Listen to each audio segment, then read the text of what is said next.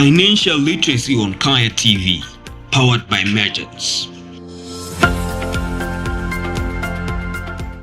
Welcome to another episode of Financial Literacy, where you and I continue to learn more about managing our finances. If you remember, last episode we talked to Mepa Tetsoane on investments. She was from Mergence Group, and we are here with another member of Mergence Investment Group, and she is Ntsiki Ndzima.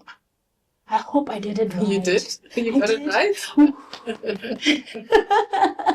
Welcome. And today, again, we're going to continue the conversation on investments.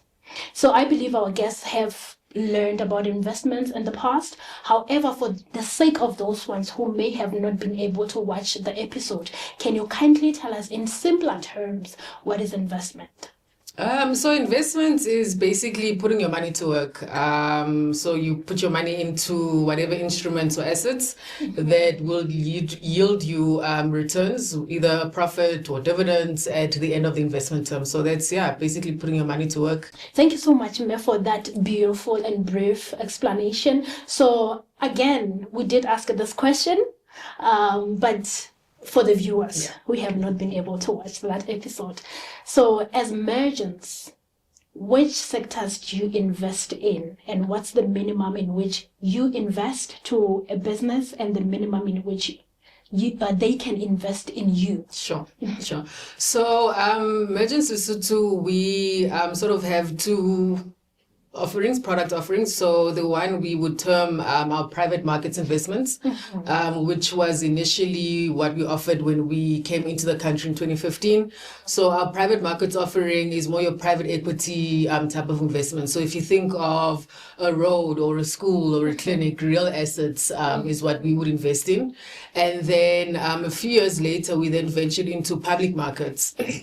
So public markets would be instruments that are listed on the exchange, on the stock exchange. So we've got a money market fund. If you go to a bank, you give them 100 Rand. After a few months, they give you, say, 120 Rand. Yeah. So they're your simple instruments. And then we also then have a multi-asset offering there. So if you think multi-asset, so a number of assets outside of just your normal cash. Yeah. So property, equities, and the likes, bonds included as well. So those are the two offerings that we have here at Mergence Lesotho that we offer. The minimum investments in our private equity investments would be 20 million. So if you think of Ntsiki has, for example, a spaza shop that she needs funding for, whatever the case may be, she would approach Mergence, present her investment case. And if her investment case obviously, qualifies through a rigorous investment process and checks, we would then proceed to fund her project. So that would be 20 million minimum investment that we would look at. And then on the public market side, because it's a money market fund, we would take anything from 500 Rand upward for individuals. And then for businesses, we are looking at about 10 million. Is it 10 million? It is 10 million as a minimum investment into the fund. Those are the minimum investments. And then obviously the terms of investment would differ from fund to fund, or the way we had structured your investment for you. It could range from a liquid, if you want your money tomorrow, we will be able to give it to you. Yeah. And then obviously your private equity investments, if you think of that, it will be more longer dated investments. So you're looking at around a 5 to 7 year investment horizon on those types of investments. Okay, lovely. Thank you so much for that as well. So there's something that I picked on that I believe people who are following financial literacy might also pick on. When we're talking to Mepa Badi, she mentioned the 25 million and you mentioned the 20, which would probably, per my understanding, is that it starts perhaps from 20 and above. It doesn't get any lower than that. So what we look at, obviously we look at the feasibility of the project. I think that would definitely be number one for us. We look at how does it make financial sense for our investors, because remember, as much as we are if you think of why we are actually, investing in Lesotho on the ground, in private equity, in projects, we want to deliver the social impact. So Ntsiki's got a farm, she wants to grow crop and whatever the case may be, and just needs that additional push in capital to just really, she wants to go supply ShopRite, for example. So 20 million, 25 million is the range that we look at. And like I said, you sit in the investment for 5-7 years, whatever the term may be. So it just really just depends on what makes financial sense for the project. Because remember, we also have investors that are looking for returns, right? So as much as we are, investing in your project, but we also have a financial return that we need to return to our investors. So whatever makes financial sense at the time on a project by project basis is what we would look at also. Yeah.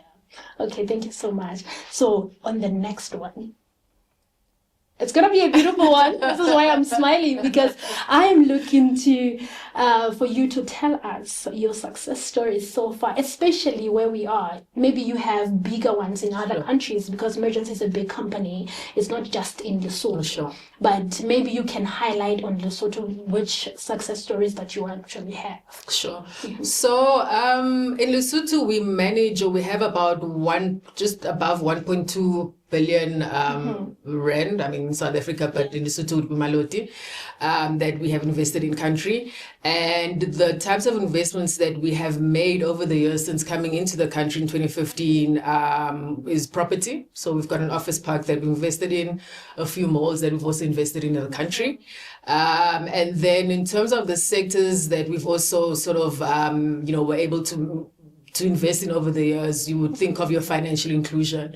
So, your financial services, businesses in Lesotho. Food security is also another sector that we liked, that we managed to invest in. The investments are doing quite well. Since coming on to that project, that business had been able to export their product overseas. So that's really just the value add that we were able to give to the client since coming on board. And then in healthcare as well, same story. The business that we invested in, and I think we were probably the first early movers in that sector back in the day. They were also able to export some of their products to the EU. So it really is. Those are the big success stories that we take pride in sort of letting Lesotho know the impact that we've done in the country. And honestly, key for us is we would like to make an impact. So we have since, through these various projects that we've invested in, managed to create around 470 jobs, permanent jobs, for Basotho people. So that really is massive. A big story for us. So we really do pride ourselves in that. That's very massive, especially if you are perhaps aware of what is happening in the country right now in terms of unemployment, how most youth are really unemployed, and you have already played a big part. Sure. So may I ask, now, currently, what are the plans for Lesotho from Mergence, or even the future plans? So in Lesotho, when the business started the Mergence Group in 2004 in South Africa, and then we obviously then decided to expand into the larger SADC region. So if you think of SADC, it would be Lesotho, Namibia, Zambia, Zimbabwe, those types of areas. That was really just the vision that we had, to sort of expand and create impact in other countries as well. But I think probably the biggest plans that we have as a business now is growing into sort of Upper Africa, so across the continent. And our hopes they are really just creating the same impact. So if you think of what we managed to do and achieve here in Lesotho, where we really did set up a business, employed locals, run by locals for the locals, we follow the same thesis across the country, across the continent. So in Namibia also, we've got an office there, we've employed a local team there. So we're not crossing skills, but rather we do a skills transfer. So that would be the biggest thing for us, moving into Africa as well, in the local economies that we would be operating in, is what we would like to grow. So we would like to contribute to, the local economies, whether it's job creation or, putting up infrastructure. Those are the types of things that we enjoy doing, and that's the impact that we enjoy seeing in these countries that we operate. So that would be for us the next big move, if you think of it. Okay. So if ever possible, Can you share with us the step-by-step or the steps that we need to follow? Let me rephrase my question. If I need you to invest in my business or in my idea, what are the processes that I need to follow? Sure. So it's a very rigorous sort of investment process that we follow. I mean, I myself at Mergence, I'm part of the business development team. So meaning I am part of the client servicing team. So I service our investors. And then in the back, we would then have an investment team. So that team would then be looking at that is Mang Mang's project, or, whatever pitch that he has brought forward to us. So the process would be, firstly, you would give us, your proposal. You would let us know what exactly you would require from us. Funding, are you able to just want a loan from us? We would then give you debt. Would you want us to sort of have a stake in your business? And we believe largely in that, grabbing a bit of a stake in your business, because we feel that equips us to be able to sort of be hands-on in growing your business. And I mean, if your business grows, obviously that's where you make money and you see profits and you're able to service the larger communities.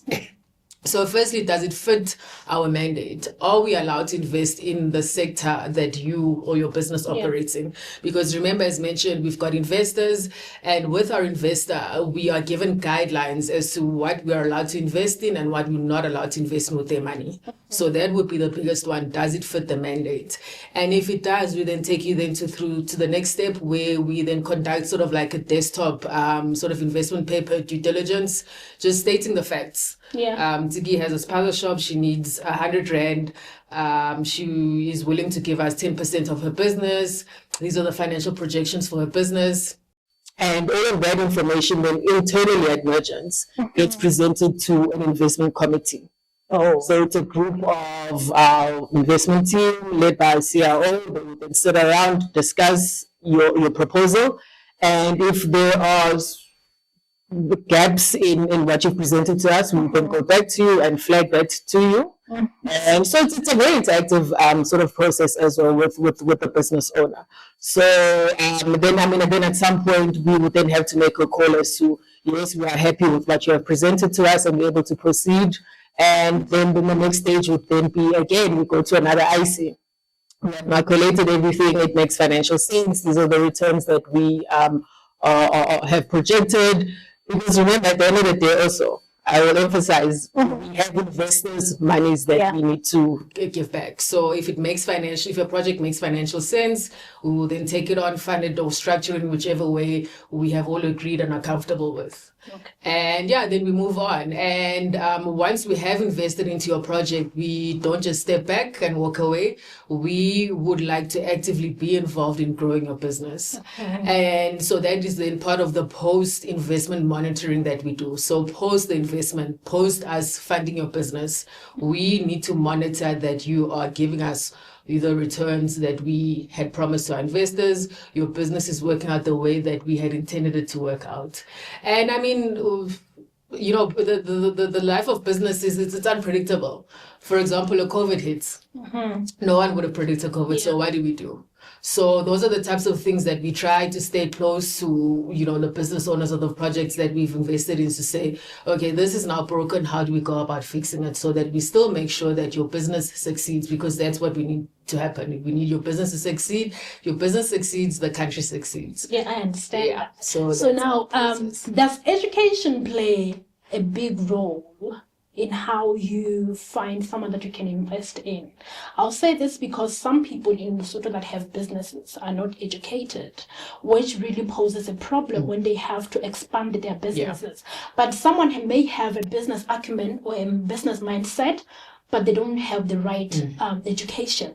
You know what I mean? And they can't even write like a business proposal. So does your company help in that process? to help that person? 100%. So that is probably one of the learnings that we have come across in the past few years of operating here is there really, I mean, even South Africa also, there really is still a gap in Ntsiki's got an idea, but she just cannot package it in a way that an investor would want to put money into. So our investment team, I must say, you know, they really are patient enough to, you know, go do the back and forth with you know, with the potential project to say, okay, cool, we've now got this, but we still need that. And help them package it and use a language that would sell, that would make sense to us, that will also give us the comfort and the confidence to take that to our investment committees to say Ntsiki's project is going to do well because of A, B, and C, and really just help them package it. But I really do think financial literacy is there's a huge gap, I think, across the continent. I mean, I've spoken to, you know, a number of, you know, investors and pension funds across the continent, and we share the same stories. There really is still a financial gap, a financial literacy gap in our communities. And I mean, as Mergence, you know, a player in the financial services industry, it is also our responsibility, a fiduciary duty, to be able to make this, even a child on the street, understand what investments is. Because at the end of the day, in 10 years, 20 years from now, they are going to be the ones having to, you know, being asking, you know, for funding for their businesses. So it really is something that is a gap that we recognize, and it really is something that we are committed to improving. All right. So we are wrapping up. So the final question, we have talked so much about the business side. So can you give one advice to people who are employed in terms of saving up for pension or saving up for retirement, rather? I think my advice for, you know, people, your everyday, you know, employee working at a factory or wherever is really just start saving as soon as you can, as early as you can. Whether it's a rand here or 5 rand there, but really as soon as you can. And I think also, you know, just be brave and take the opportunities that are presented to you and the information that you come across when it comes to, you know, savings. You know, unfortunately, I think in Africa, we are still sort of not a saving nation. And that needs to change. If you think of our parents or our grandparents and how far we've come and where we are now, our generation now, I think there really has been a significant improvement in how we view what savings is. So I would really say just really start as soon as you can and as little as you can. And just create yourself, you know, a little nest for yourself. Even if it's not for yourself, you know, for your children and your children's children, right? You want to try and, you know, leave them with something and leave a legacy. So the little bit that you are able to put away, I would say, start putting that away. And I mean, really just explore the different savings options that you have. Savings is not just putting your money under a mattress or your sofa anymore. It's more than just putting your money in a savings account at the bank. There really are structured products that would help enhance the returns that you could potentially get on your investment. So really just try and read up and educate yourself on the various options that you have. Thank you so much. Thank you This has been an eye-opener. And I like the example that you used about the factory workers, because normally when we talk about like retirement, we think government, people who work for government or maybe NGOs. But the other people like security guards, cleaners, we don't really think of saving for when we retire or when the body can't allow us to work anymore. Thank you so much for your time. Thank you so much for your time. It was really impactful. Lovely chatting to you. Thank you. So I think you and I can both agree that this show is for us, because we are learning every day, and no day passes by where you feel like something has been insignificant, but rather it's adding so much value to our lives. Until we meet again on the next episode of the Financial Literacy, from me, Manako Tetsoane Wa Thamae. Thank you for watching. Financial Literacy on Khaya TV, powered by Mergence.